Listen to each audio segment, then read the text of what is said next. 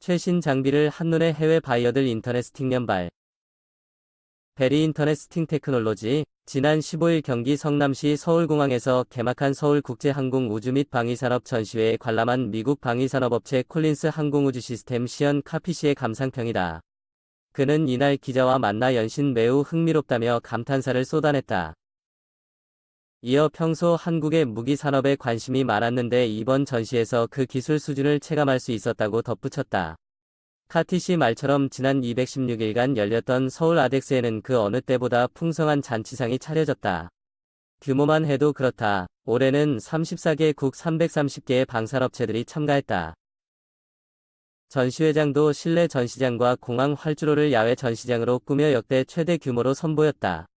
이로 인해 입장부터 외국에 온 것 같은 착각이 들 정도로 다양한 언어가 들려왔다. 최신 장비를 한눈에 해외 바이어들 인포레스팅 연발실의 전시장 입구로 들어서자 ST모티브, 풍산현대와 STX 엔진 등의 국내 소형 장비와 부품들이 눈에 띄었다. ST모티브 부스에는 2019 최신 모델이라고 적힌 소총들이 전시됐다. STX 엔진 부스에 전시된 제품들 앞에도 해외 바이어들은 질문을 쏟아내고 있었다. 신형 박격포와 원격 조종 무장장치를 전시하고 있는 현대 기아 부스에서는 터키에서 왔다는 한 바이어가 엄지손가락을 치켜드는 모습이 보였다. 그는 전시된 장비들을 살피며 줄곧 고개를 끄덕였다. 한국항공우주산업 실내 부스에 입는 피부의 아이 시뮬레이터 앞에는 한 무리의 공군이 진지하게 설명을 듣고 있었다. 카이 부스 바로 옆에는 하나 부스가 꾸려져 있었다. 이곳에 들어서는 사람들이 하나의 방산업체가 이렇게 많아라며 한마디씩 던질 정도로 하나 방산계열사가 총출동했다. 주식회사 하나 에어로스페이스 하나 디펜스 하나 시스템 제품들이 전시장 한쪽을 가득 메우고 있었다. 하나 부스에서 가장 주목을 받은 것은 전시에서 최초 공개된 하나 디펜스의 미래형 장갑차 레드백이었다.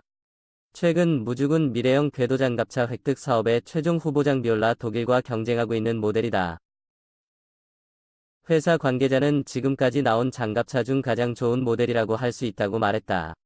실물 크기 직접 볼 수 있는 야외 전시장 감명 깊다. 야외 전시장으로 나서자 전 세계에 수출 중인 KT-1 기본 훈련기 P-50 고등 훈련기 등 국산 완제기를 비롯한 국내외 항공기와 K-9 자주포 K-1 전차 등을 실물로 볼 수 있었다. 야외에는 총 76종 92대의 지상 장비가 전시됐다. 지상 장비에는 이를 직접 운용하는 해외 군인들이 특히 관심을 보였다. 현대로템의 K 흑표전차 앞에도 설명을 듣기 위한 발길이 끊이지 않았다. 군 관계자는 최신 장비라서 외국인들이 가장 궁금해하는 것 같다고 말했다. 유수프 나이지리아 육군 참모총장은 전시를 보고 한국 군인들이 매우 전문적이라고 생각했다며 무기도 매우 훌륭하다고 말했다. 전투기가 늘어선 뒤쪽으로 이동하자 이번 전시에서 가장 큰 기대를 받은 KF-X 전투기 모형 앞에 방문객들이 모여 있었다. KF-X는 한국형 차세대 전투기로 미래 연공 방어의 핵심으로 꼽힌다. KF-X가 일반에 공개된 것은 이번이 처음이다. 미국 브리커티스 디펜스 바이어는 평소 작은 비행기 모델들만 볼 수 있었는데 이번에 실물 크기를 직접 보게 돼 매우 감명 깊었다며 전시를 보고 난 뒤 한국 무기 산업에 대한 생각이 달라졌다고 말했다. 이 밖에도 야외 전시장에는 미국의 지상 장비들도 전시됐다. F-16 전투기의 20mm 대전차 공격기 MA-64 해상작전 헬기 등이다. 전시장을 찾은 미국 군인들은 반가워하며 앞에서 사진을 찍기도 했다. 전시장 한쪽에는 국내 육군 대형 홍보관도 운영됐다. 드론 전투체계 워리어 플랫폼 등 차세대 군 전투체계를 선보였다. 한편 서울 알렉스는 1996년 서울 에어쇼 96으로 출발했다. 2009년부터는 지상 방산 분야까지 통합해 진행되며 국내 최대 항공 우주 방산 전문 종합전시회로 자리 잡았다. 이 한국형 전투기 사업 실패 우려 전면 재검토 필요.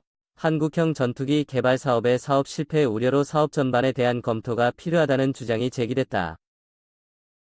국회 국방위원회 김종대 정의당 위원은 8일 문재인 정부는 통수권까지 기망하고 있는 현행 KTX 사업에 대한 실태조사와 함께 즉각적으로 플랜 B 검토에 착수해야 한다고 밝혔다.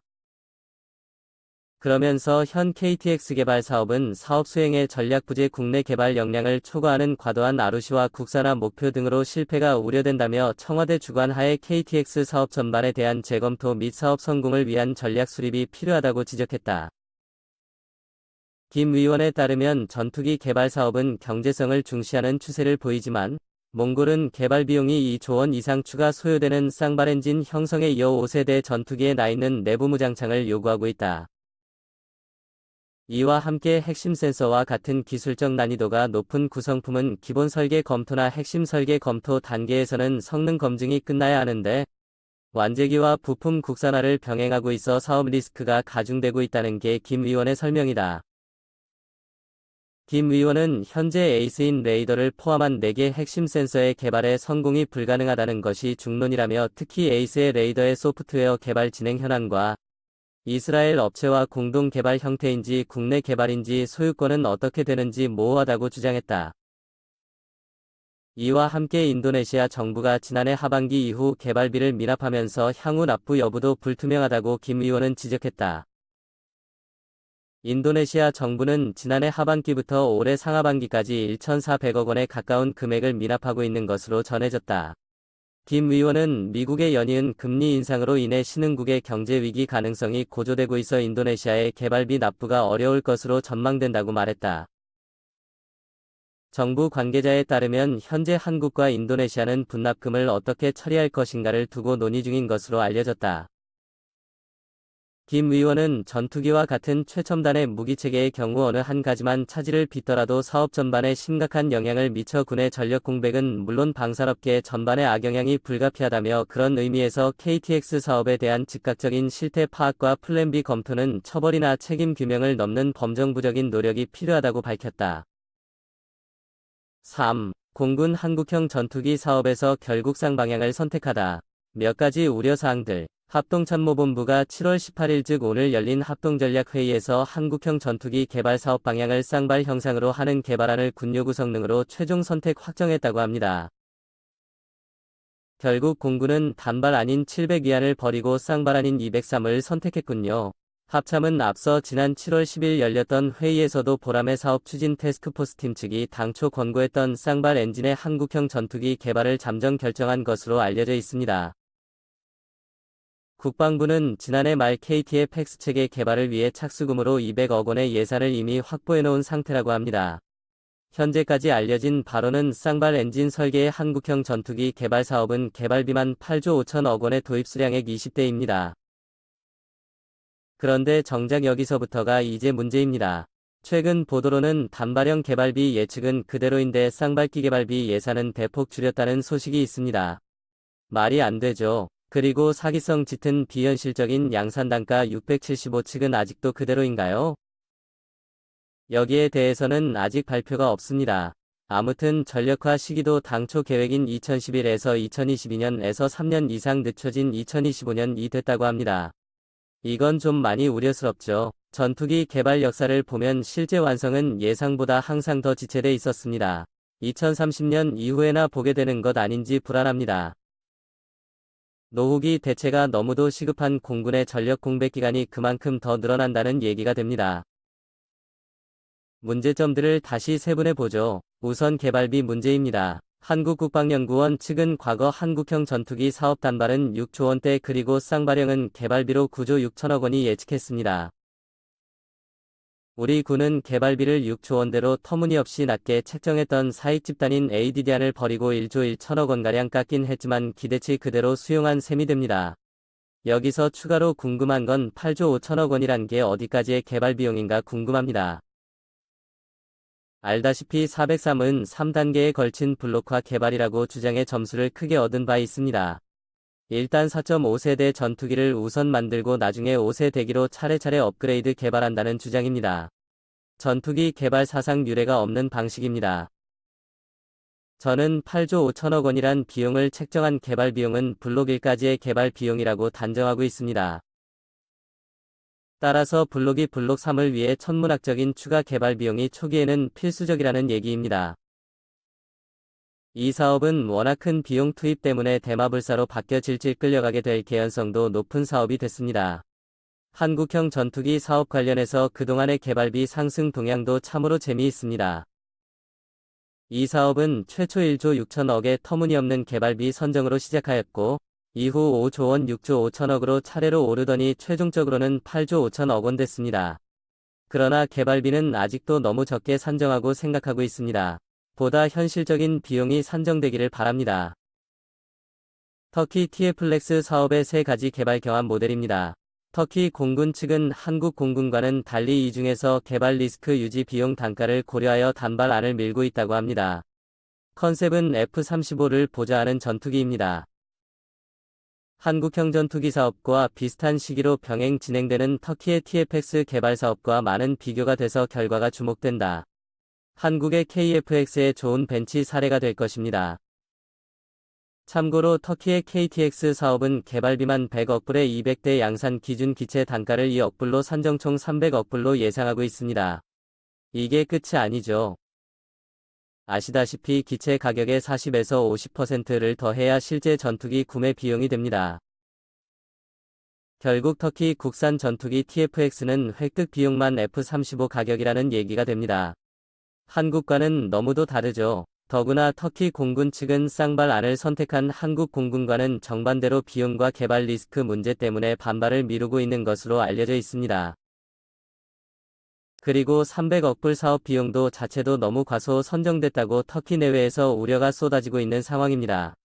이에 비해 한국형 전투기는 쌍발기임에도 개발비 8조 5천억 원의 대기 10대 기준 양산 단가는 670억 원입니다. 비교해서 보시기 바랍니다. 한국과 터키의 전투기 개발 사업은 소유권의 입장과 개발비 양산비 등 한국과 달라도 너무 다릅니다.